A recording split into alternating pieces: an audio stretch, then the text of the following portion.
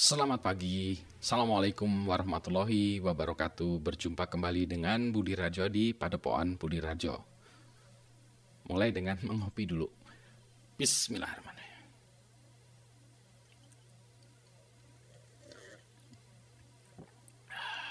Segar kopinya, selalu ya kita mulai dengan pagi dimulai dengan kopi.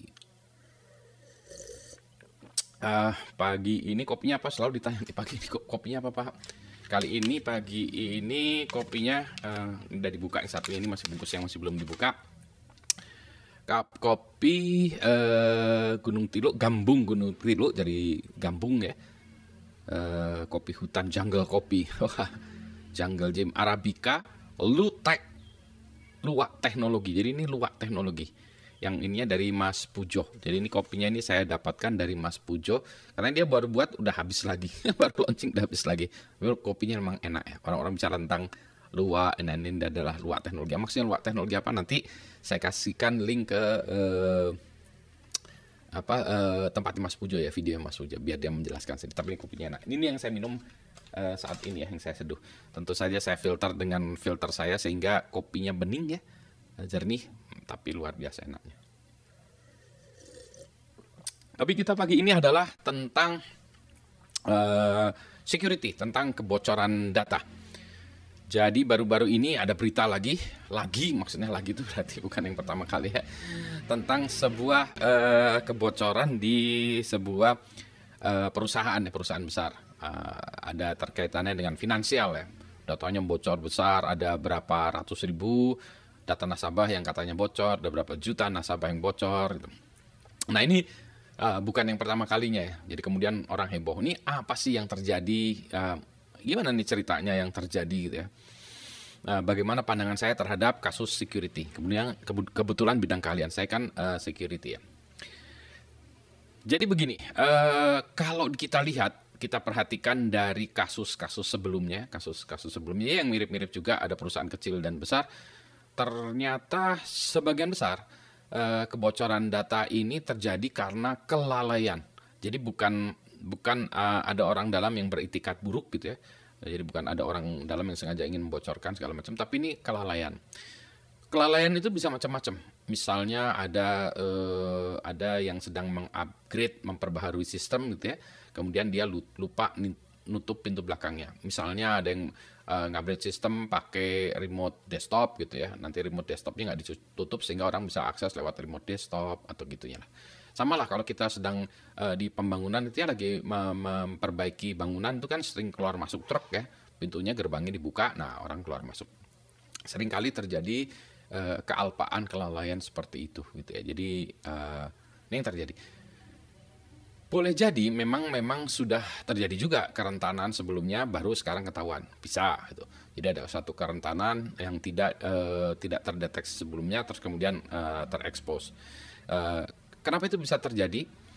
Nah, kalau kita lihat memang sistem komputer itu sangat kompleks ya, sehingga seringkali susah kita membuat satu sistem yang fully secure, 100% secure. Itu dugaan saya sih nyaris tidak mungkin ya. Ya, kita membuatnya menjadi susah sehingga orang tidak melakukan attack segala macam, bukan karena nggak bisa ya, tapi susah atau mahal ya. Jadi boleh jadi memang terjadi kerentanan dan baru tereksploitasi sekarang.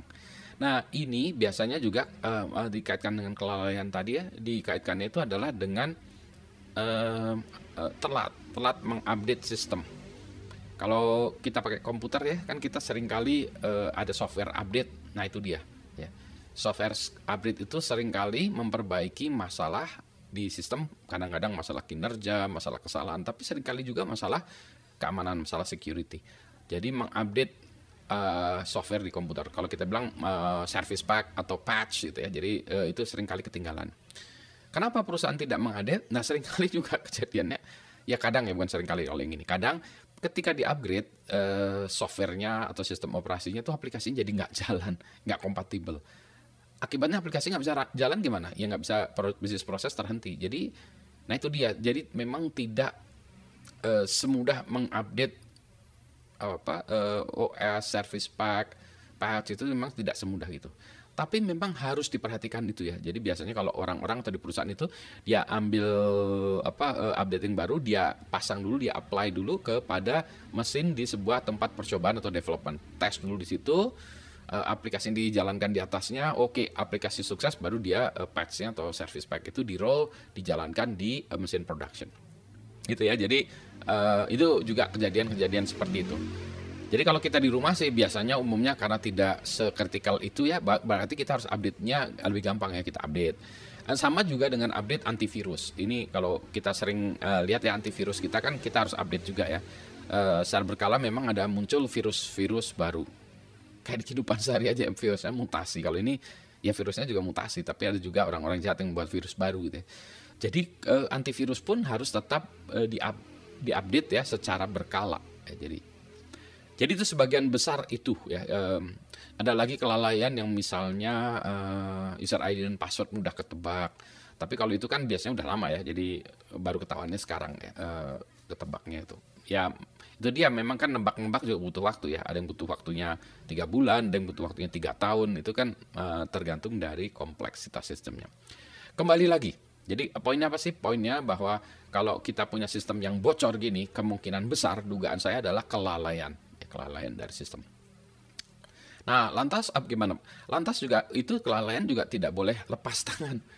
Maksudnya sebuah perusahaan, instansi yang lalai pun harus ada penaltinya, harus ada hukumannya ya, supaya mereka tidak lalai lagi.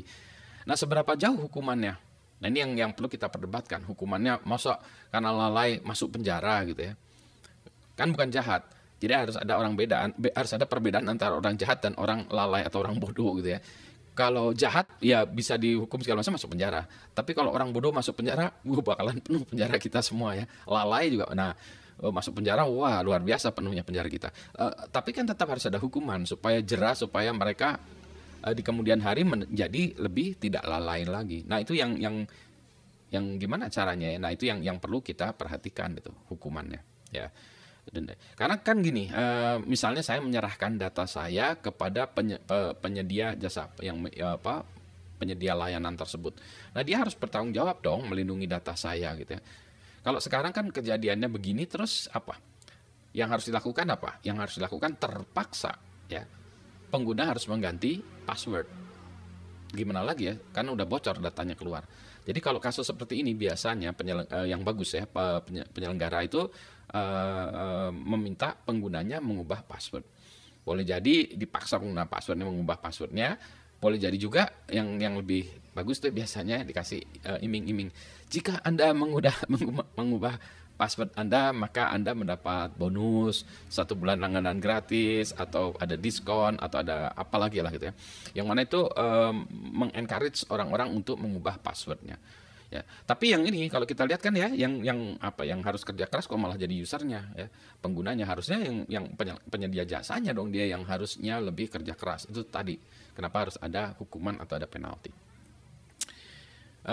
Nah, sekarang tambahan kompleksnya lagi. Kan kalau data kita sudah bocor ya, kan tadi data kita bocor. Biasanya password ada di dalam itu, tapi bentuknya encrypted-nya, sudah disandikan, sudah diacak, sehingga tidak dalam bentuk plain yang diketahui orang. Kalau di bentuk plain yang diketahui orang, itu yang programmer atau desainernya bodoh. Itu kalau itu perlu disekolahkan dulu ya. Nggak boleh ya nyimpan data password dalam bentuk plain text. Dimanapun juga pakemnya nggak ada. Umumnya, saya yakin sebagian besar atau bahkan semuanya ya sudah tidak dalam bentuk encrypted. Hanya seringkali encryption itu yang digunakan rendah. Tapi itu lain soal.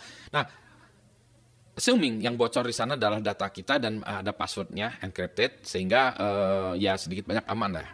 Nah, tapi itu biasanya kalau dari pengalaman yang sudah-sudah, ini juga dari hasil ada waktu itu saya dengarkan presentasi dari peneliti, saya lupa ya, Swedia, Norwegia atau mana ya, pokoknya daerah sana itu, dia mengatakan begini, bahwa kalau data bocor encrypted pun, maka dalam 6 bulan akan keluar versi decryptednya, karena orang akan melakukan usaha untuk melakukan cracking itu ya, rame-rame atau apa. Dan dia menunjukkan banyak dalam sejarah kasus-kasusnya itu yang dia tunjukkan bahwa iya betul memang 6 bulan.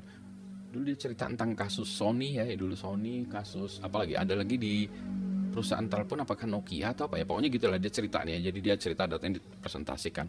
Meskipun data itu juga kita challenge, oh benar itu kan datanya kebetulan segala macam ya. Tapi poin dia adalah bahwa kalau kita punya data bocor encrypted, sooner or later akan ada versi yang decryptednya. Itu ya poinnya dia gitu. Mau sooner or laternya bisa ya tadi 6 bulan, bisa betul lebih lama. Dengan kata lain, kalau kita data di tempat penyedia layanan kita bocor, maka kita harus ubah password kita. Harus ubah password kita. Ya, itu poinnya. Ya, jadi itu. Nah, yang repot adalah gini. Ya, kalau password diubah gampang ya. Data pribadi kita nggak bisa kita ubah. Ya, kalau yang bocor adalah data pribadi kita. Misalnya, nah, nama bocor oke lah ya. Nama, alamat email, tempat tanggal lahir. Ya, itu yang susah tuh, tempat tanggal lahir. NIK. Nah, soal NIK ini karena saking seringnya bocor, saya menganggap NIK itu suatu hal yang tidak boleh dijadikan alat untuk security ya. Jadi anggap aja NIK itu kayak nama kita lah, bocor gitu. Budi Raharjo NIK-nya sekian gitu. Jadi kalau saya tanya lapor Budi Raharjo NIK sekian. Jadi NIK kita anggap seperti nama aja deh, udah kita anggap bocor aja gitu ya. Nanti suatu saat diterbitkan NIK yang baru lagi dengan cara yang beda. Nanti kita bahas terpisah soal NIK ini. Anyway, balik lagi. Nah, kalau datanya bocor, gimana nih data kita bocor? Maka kita tidak punya kesempatan untuk mengubah itu. Nah, data pribadi ini menurut saya memang harus dilindungi. Di Indonesia ini sekarang baru tahap rancangan undang-undang tentang data pribadi ini, RUU. Nah, itu isunya akan menjadi lebih berat lagi. Wah, bahasannya kalau ini saya bahas semuanya bisa kayak kuliah 2 jam ya. Padahal kan pagi-pagi ya. Maksudnya sambil ngopi, Anda juga sambil ngopi, sambil sarapan dengerin ini. Kenapa jadi complicated gini ya? Ya itu dulu aja lah ya. Seruput dulu sebelum kopinya dingin. Jadi kembali lagi, kebocoran data. Kebocoran data anggap aja seperti kesehatan, ya kadang sakit orang, cuma kebocoran data ini jangan dianggap sebagai pembenaran ya, tapi intinya lazim terjadi sih. Ya, untuk perusahaan besar sekalipun, yang perusahaan concern terhadap security sekalipun. Nah, 2 umumnya tadi bukan pembenaran ya, tapi ya itu fakta yang demikian. Yang kedua tadi adalah umumnya biasanya tuh karena kelalaian, kecerobohan ya. Dengan tadi contohnya update software yang belum diupdate, patch yang belum update, service pack, antivirus dan lain sebagainya gitu ya, yang pokoknya itu ya, software belum diupdate. Yang ketiga, kalau itu terjadi maka user terpaksa harus mengganti passwordnya. Jadi Anda ganti password lah, biar disuruh atau enggak suruh ganti passwordnya. Yang keempat, harusnya penyedia jasa itu yang berikan layanan itu dapat hukuman atau penalti apapun bentuknya, denda lah atau apa gitu ya. Dan yang kelima udah berhenti aja ya, soalnya nanti kalau nggak sampai yang ke 73. Sudah ya, kita sarapan dulu, ngopi dulu. Selamat pagi, assalamualaikum warahmatullahi wabarakatuh. Seruput dulu.